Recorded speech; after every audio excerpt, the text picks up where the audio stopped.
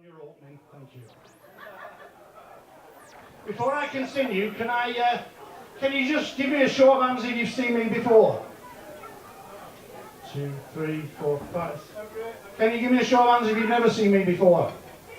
2, 3, 4. Can you give me a show of hands if you don't give a toss when you've seen me before? I know that is harsh. So it's good night from me. We'll see you next year. Bye bye. Ah, thank you. Yeah, go on. You can't hear me then. So, for all those who think you've seen me before, let me tell you, I used to play in this duo, which was called the Everly Brothers. I used to play with. I did with my brother Dave. He used to drink heavily. I used to smoke heavily. But we used to play around here all the way down. We had this gig in Carnarvon. We played in front of the Prince of Wales and the Queen and that other pub that I can't remember. And then, what's it called? The Black Boy. Is it? Carnarvon. Carnarvon. Aye. I'll tell you a story about that later. Where was I? Me and my brother Dave, we had to give it up. Because he came down with Alzheimer's. Ooh. And I just hope it doesn't run in the family, because my brother Dave had it. And then we got this phone call to go and do a gig at Colwyn Bay Fire Brigade. And when we got there, it'd been a hoax. Yeah. I'll tell you what, I will do a song instead. This is a song I once sang with Tom Jones. Admittedly, he was on the radio and I was in the bath, but it still counts. This is about a farmer that buys this randy cockerel, and it's called the Bantam cock.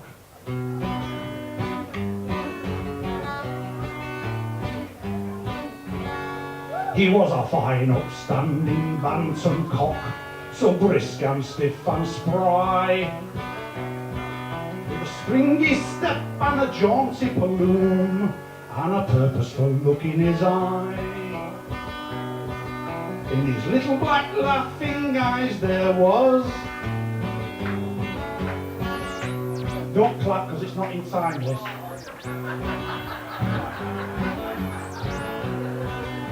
It was written this in 1962, which is a very unusual time signature, so I sort of changed it to 4/4.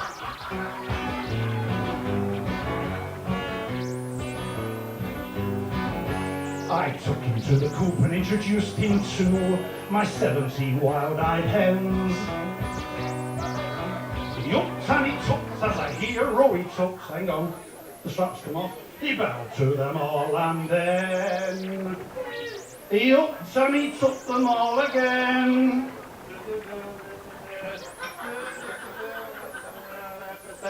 Then upon the piece of me ducks and me geese he rudely did intrude. With glazed eyes and open mouth he bored him with fortitude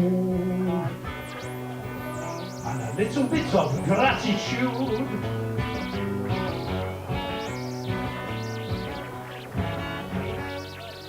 He jumped me giggling guinea fowl, he thrust his attentions upon with 20 hysterical turkeys and a visiting migrant swan. And the bantam thundered on.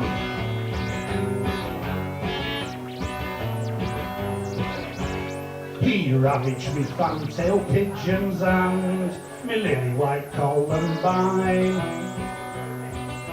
And as I was locking up me budgerigar, he jumped me parrot from behind. It was sitting on his shoulder at the time.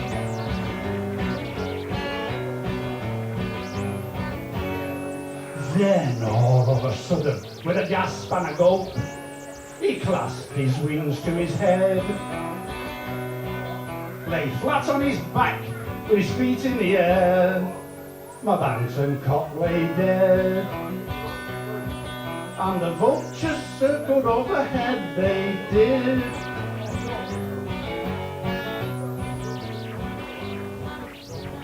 What a noble brute, what a champion cock, what a way to live and to die. I was digging him a grave to save his bones from the hungry buzzards in the sky.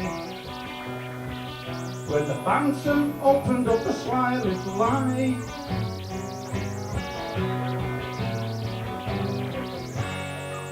he gave me a wink and a terrible grin, the way that rapists do. He said, you see them big daffodils up there, they'll be down in a minute or two. They'll be down in a minute or two. Thank you. Anyone in from Oldham? It's Oldham, it's a bit like Romania, but without the gymnastic ability. Do you know that sort of place? But they have got a football team, Oldham Athletic Football Club. Now I give it its full title because a lot of people think it's called Oldham Athletic Nil. But we have an all-seater stadium now, because the settee arrived last week. But we've just lost a major pet food sponsorship, because we'd have had to go out with Win-A-Lot on our shirts here, see. Right, just get this. I am the youngest of three. Both my mum and dad are older than me. I found that out. And it was, I came from a mixed race family. My dad preferred the 100 metres and my mum was Chinese. No, she wasn't. No, she wasn't. My mum, do you know what? When I grew up, I was never very good with girls, you see, because that was my mum. My mum's fault. I was never good with girls. Every time I took a girl home, my mum never liked her. And it didn't matter, tall, small, blonde, brunette. My mum just didn't like them and never took them home. And then, one day I went to this party. And I was talking to this girl who was the spitting image of my mum when she was a teenager. And I took her home and my dad didn't like her. Yeah. So I was never good with girls, so I ended up going on a lot of blind dates. In fact, I'd been on that many blind dates, the RNIB were going to give me a dog. But they can be good blind dates. I went on one, and we got chatting, and she turned out to be a dentist. And she said, I had a really good night. Can I see you again in 6 months? Yeah. Go on, I don't care as long as it's a noise. I went on this other blind date and I arranged to meet her outside the cinema. And as I looked, I saw this, I don't know how to describe it. It was like, have you seen that programme, Bridezillas? Anyway, yeah. So she's come up and she came up to me, she said, are you Alan? I said, are you Pauline? She said, yeah. I said, I'm not Alan. And then I met, do you mean it? Hello. I'm being weird that. The other one, a blind date I went on, I can only describe it as I trapped off with a lady boy. Now, she looked like a lady, she dressed like a lady, she spoke like a lady, she walked like a lady, she invited me home to her place, she had her own sports car. It was only when she did this 3-point turn and reversed into the garage in one that I thought, hey, what is going on here now? So, the last blind date I went up turned out was a tragedy. Let me get this, I've got to get this ready, so that I don't keep you waiting. The last blind date was a tragedy, and I've now been married for 33 years. So, I'm going to do you a little poem with music. Not a lot of music, but a bit of music. I'll use this in a minute. 'Twas market day at the village, and the crowds round the stalls was quite dense. But what caught my eye was this stall piled high with musical instruments. And up to the stall come a little old man, whose clothes were all tattered and thin. But his face came alight as his eyeballs caught sight of this beautiful old violin. He held it up to the dealer. He said, how much is this one then? The dealer replied, that's a Stradivarius, that's 12 quid. But I'll let you have it for 10. I can't afford that, cried the little old man. And a lump came into my throat. I was feeling quite chuffed, and so I stuffed in his hand a £5 note. Now a crowd had gathered behind us, so I quickly went round with his hat. When I'd finished, I found I'd got £15. So I took my £5 note back. Well, we gave the dealer the money, and a man so shabbily dressed picked up the violin, stuck it under his chin, and played like a man possessed.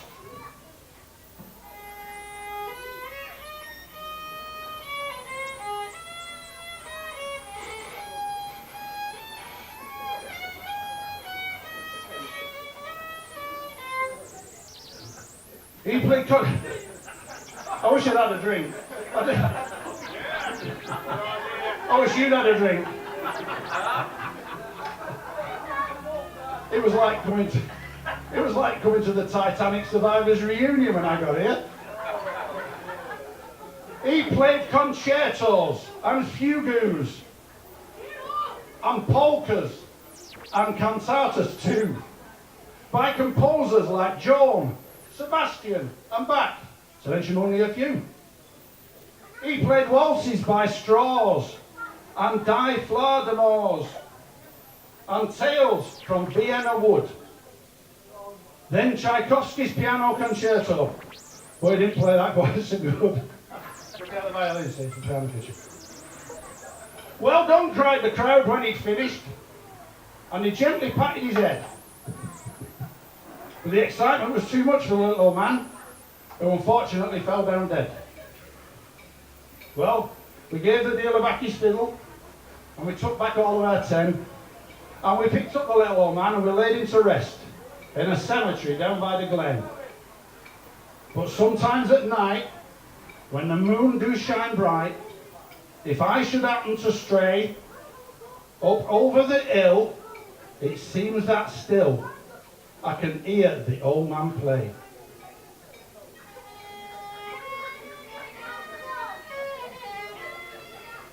You wouldn't think I'd practice this all week, would you?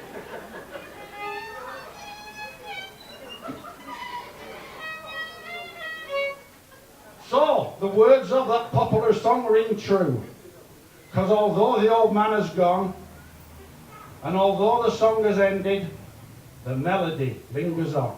Thank you.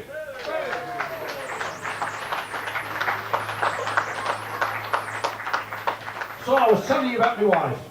It was actually my second wife, because my first wife, we were stood next to this wishing well throwing coins in, and she fell in. You see, I didn't know they worked either. But, yeah. But my second wife, she can't be here tonight, she doesn't feel so good. She sent me a text, and it says, when you get home tonight, I'm going to give you super sex. So I've texted back saying, can I have the soup, because I'm starving. But she can't be here. She said, I'll wait for you when you're at home. And I can visualise her now. She'll be there waiting for me. There she'll be, breathing gently, hanging upside down off the rafters with her wings folded. She'll be there. But she's just been given a black belt in cookery. She can now kill a man with one chop. She said to me the other night, come and make love to me in the kitchen. I said, what for? She said, I'm boiling this egg and I want to time it. Hey. Go on, your chips are coming. I won't hold him up, they'll be cold. So she said to me, my wife, this is what she said, have you heard of cordon bleu? Have you heard of cordon bleu? Hello? Have you gone home? Yeah, thank you. At our house, we're cordoned off. That's the difference. So she said to me, will you go in the bedroom and just have a word with your lad? Your son, he's just taken to playing with his little Winky. Will you go in and talk to him? So I went in his bedroom, knocked on the door, went there, I said, listen son. I said, when he starts playing with little Winky, I said, it might be alright first. I said, but after that, you might go blind. He said, I'm over here, Dad. So, song for you now. Because none of you know about Oldham. So I'm going to tell you a song about Oldham. In Oldham town, there stood a house.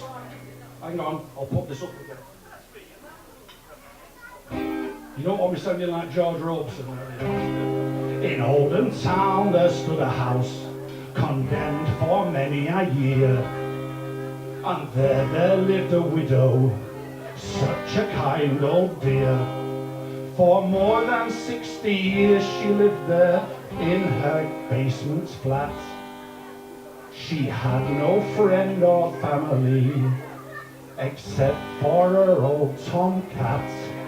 And we know it's right, it's in black and white, 'cause she wrote it down in a diary.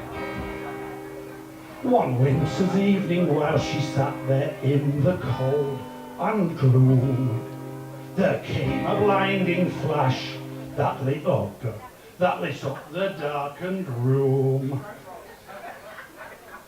And there stood a beautiful fairy who said, "Do not have any fear. I've come to grant 3 wishes, which is why they've sent me here. And we know it's right, it's in black and white, and it's written down in a diary." The trembling hand the widow then pulled forth her empty purse. She said, "I have no money, and things could not be worse." The fairy waved her wand around, and there upon the ground, some scattered magazines turned into £20,000. And we know it's right, it's in black and white, 'cause she wrote it down in a diary. I've never been good looking, and that's the honest truth. I'd love to be quite beautiful and recapture all my youth. The fairy smiled and raised her wand and said, "Now just hold on." When she next looked in the mirror, she looked like Pippa Middleton. You know who she is, don't you? I don't have to explain that. This vision of health and beauty, in her rocking chair she sat, when all at once her eyes fell down on a faithful old tomcat. He's the only friend that I have in the world, so fairy, if you can, for my 3rd wish, please turn my cat into a charming, handsome man. In the blink of an eye, this handsome youth to the beautiful girl drew near. He bent his head down slowly and whispered in her ear. He said, "The night is young, you're so beautiful, but I fear that you'll regret that Tuesday last October when you took me to the vet." I know it's right, it's in black and white, and it's all written down in a diary. Yes, we know it's right, it's in black and white, and it's all written down in a diary.